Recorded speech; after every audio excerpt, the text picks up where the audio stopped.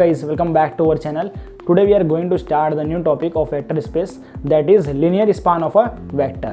ये बहुत ही important topic है। इसका डेफिनेशन आपके एग्जामिनेशन में पूछेगा। और मैं आपको बता देता हूँ, अगर आपने वेक्टर स्पेस का पहले का लेक्चर नहीं देखा है तो मैंने आपके प्लेलिस्ट बनवा दिया है, साथ ही लिंक डिस्क्रिप्शन में है, आप जाके जरूर देखिए। तो सबसे पहले हम समझते हैं इसका linear span of a set, ये टॉपिक का डेफिनेशन क्या है, डेफिनेशन आपको कैसे लिखना है। इसका एक थ्योरम भी है जो कि इंपॉर्टेंट है, एग्जामिनेशन में आया हुआ है, इसलिए इसको पढ़ना जरूरी है। ठीक है, तो इसका डेफिनेशन क्या है ये समझते हैं। Let S be a non empty subset of a vector space. S जो है एक नॉन एम्प्टी सेट है जो कि वेक्टर स्पेस का सबसेट है। वेक्टर स्पेस मतलब कि वीएफ का सबसेट है, दैट मीन्स उसके अंदर है। The set of all linear combination of finite sets of element S. मतलब मैंने आपको जस्ट इस लेक्चर के पहले लीनियर कॉम्बिनेशन पढ़ाया था, उसी का सेट है। मीन्स सेट ऑफ ऑल, जितने भी लीनियर कॉम्बिनेशन होते हैं उन सभी का सेट है जो कि एस है। ठीक है, उसके एलिमेंट्स एस हैं, इस कॉल्ड, इसी को बोलते हैं लीनियर स्पान ऑफ एस।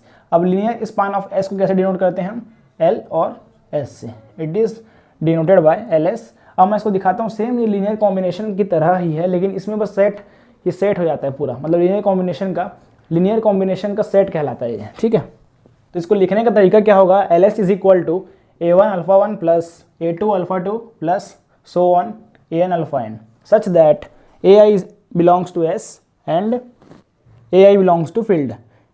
यहाँ पे I का वैल्यू क्या है, 1 2 3 4 n तक। उसके बाद if S is a empty set, अब अगर S जो है खाली हो, एम्प्टी हो, तब क्या होगा, simple LS is equal to 0 होगा। ये आप सभी को मालूम है। अब बात करते हैं इसके थ्योरम के ऊपर।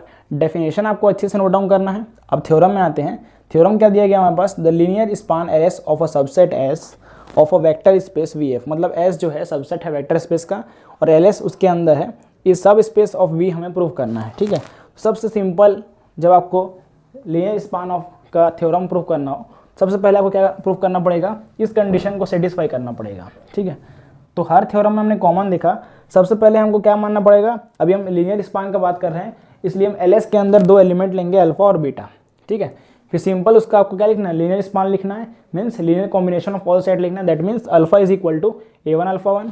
अभी आपने यहाँ देखा और इसके पहले लेक्चर में भी आपने देखा होगा, तो A1 alpha 1 plus A2 alpha 2 so on AN तक, AN alpha 1 AN alpha n तक।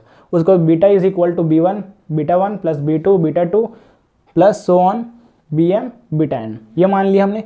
उसके बाद ये वैल्यू है सिंपल इसका, जहाँ पे अल्फा आई क्या है, यहाँ पे आई इज इक्वल टू 1 2 3 4 से n तक है और ये बिलोंग करता है एस सेट से। ठीक है, आपको मालूम है। और ये तो स्केलर्स होता है, ये फील्ड है, तो ये फील्ड से बिलोंग करेगा एफ से, यहाँ पे I is equal to n तक है। उसके बाद beta J belongs to S, that means यहाँ पे जे का वैल्यू क्या है, 1 2 3 4 n तक है। ठीक है, अब चलिए आगे बढ़ते हैं। इसमें सिंपल से कॉन्सेप्ट है, कुछ नहीं, आपको हर में सब स्पेस जब भी प्रूफ करना हो तो एक आइडियल कंडीशन मालूम है हमें, कॉमन कंडीशन, जो जिसको यूज़ करने के बाद हम सब स्पेस प्रूफ कर लेते हैं। तो वो आइडियल कंडीशन क्या है हमारे पास, A alpha plus B beta is equal to, simple, अभी जो आपने अल्फा बीटा माना उसी का वैल्यू इसमें पुटअप करना है। ए बाहर रहेगा, अंदर में A1 alpha 1 plus A2 alpha 2 plus AN alpha n, उसके बाद plus B B1 beta 1 plus B2 beta 2 plus BM और बीटा m। ठीक है, इसके बाद सिंपल क्या करना है आपको, इसमें इसको अंदर मल्टीप्लाई करना है। इसको अंदर मल्टीप्लाई कर लें तो ये क्या हो जाएगा, A1 alpha 1 plus A2 alpha 2 plus AN alpha n plus में B B1 beta 1 plus B B2 beta 2 plus dash dash dash B BM beta m। ठीक है, इसके बाद क्या करो आप इसमें कि अल्फा 1 को बाहर कर लो, ये अल्फा 1 बाहर कर लेते हैं। अब करना ये है आपको, A और A1 को अंदर रख लो, जितना भी वेक्टर्स हैं, जितने भी हमने वेक्टर्स माने हैं, अल्फा 1 हो गया, अल्फा 2 हो गया, n तक, इन सभी को आपको बाहर करना है। क्यों, हमने इस फॉर्म में कन्वर्ट करने की कोशिश किया है, A alpha plus B beta, मतलब बाहर स्केलर रहेगा, अंदर मतलब एक साइड आपको पूरा वेक्टर करना है, एक साइड फील्ड करना है, स्केलर्स करना है। ये स्केलर्स है, ये फील्ड वेक्टर है, स्केलर्स है वेक्टर, इस तरीके से कन्वर्ट किया हमने। यहाँ पे भी हमने बाहर कर लिया, क्योंकि आप यहाँ से तो आसानी से बाहर कर सकते हो, ये सब मल्टीप्लिकेशन के फॉर्म में है, तो A और A1 एक साथ कर लो, अल्फा 1 बाहर हो जाएगा। उस तरीके से हमने किया, यहाँ पे B B1 बीटा 1 बाहर, सेम यहाँ तक B BN बीटा m बाहर। तो ये जो रिजल्ट हमें दिख रहा है, इससे क्या प्रूफ हुआ कि लीनियर कॉम्बिनेशन दिख रहा है, आपको लीनियर कॉम्बिनेशन का फॉर्म दिख रहा है ना, ये आप इसको एक मान लो, A1 alpha 1 A2 alpha 2 A3 alpha 3 so on AN alpha n, इस तरीके से दिख रहा है आपको। तो ये जो रिजल्ट दिख रहा है आपको, अल्फा प्लस B बीटा, ये लीनियर कॉम्बिनेशन के फॉर्म में दिख रहा है, जो कि अल्फा 1 अल्फा 2 और बीटा 1 बीटा 2 है, BN तक BM तक, और ये सब किसके एलिमेंट हैं, S के।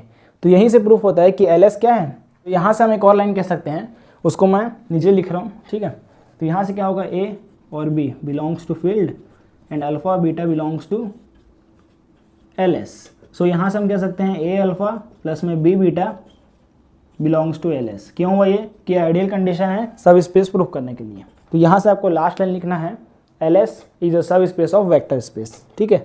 तो ये इसका तरीका होता है, इस तरीके से आपको प्रूफ करना है। तो इस तरीके से आपको थ्योरम को पढ़ना है, इस तरीके से समझना है, इसे आप अच्छे से नोट डाउन कीजिए। और क्या होता है कि एग्जामिनेशन में आप पूरा थ्योरम को याद नहीं कर सकते, इसलिए आपको टॉपिक वाइज जैसे डेफिनेशन आपको जैसे दिमाग में आना चाहिए, क्लिक होना चाहिए। लीनियर स्पान ऑफ सेट का आ गया क्वेश्चन तो आपको तुरंत ये दिमाग में पूरा थ्योरम रिवाइज होना चाहिए।